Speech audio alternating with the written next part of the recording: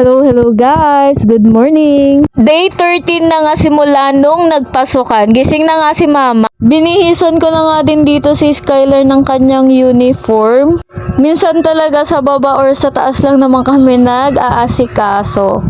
At eto nga guys, nagpulbo na nga si ate mong girl. Bet na bet niya yung mga ganyan. Binigay ko na lang sa kanya yung aking free sample na face powder na lalagyan. Si mami na nga din yung nag-ipit sa kanya ngayon kasi wala na akong maisip na iipit sa kanya. And mas magaling si mama talaga na magtirintas. Kaya pinatirintas ko yung buhok niya. After nga niyan siya nalang mag-isang nagmedyas. Tinuturuan ko na din siya kung paano ang tama. 5:50 na nga neto and nagkakape pa ako.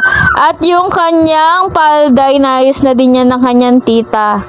Dumiretso na nga din kami sa school at bago yon bumili muna kami ng kanyang baon. Ambon pa nga lang neto pero medyo lumalakas na kaya yung kumari ko nakipagpalit na sa akin ng payo. Sobrang lakas nga ng ulan kaya naman nasa loob kami ng school at umuwi muna ako niyan dahil nga ako ay kukuha ng mainit na tubig at kape dahil nagtinda ako. For the negosyo nga, diba? Tamang kape nga kami dito sa loob ng school. Dala-dala ko talaga tong thermos namin. Ang kape namin, ayan, yung 3-in-1 lang yung kanila, yun yung sa akin black coffee. Umuwi nga din ako niyan para iuwi muna. Ang pangit talaga ng daan, lalo na pag umulan, baha dito. Pabalik na nga ako neto sa school.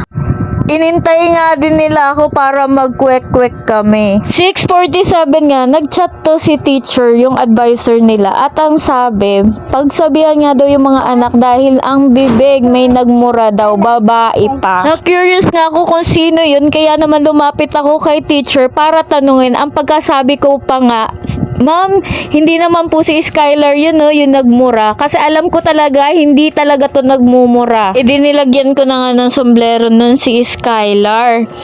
Tapos marinig-rinig ko ang minura pala siya.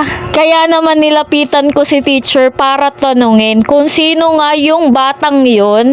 Dahil eto si Skylar, nagsusumbong to, hindi ko lang masyado iniintindi na may nangungurot sa kanya, may naninipa sa kanya. Kaya sinong hindi magagalit? Pag-uwi nga, nakasumbong agad to si Skylar sa kanyang papa. Kaya bukas, ayan, see you teacher daw dahil kakausapin niya. Dahil papalipat niya na lang ng upuan.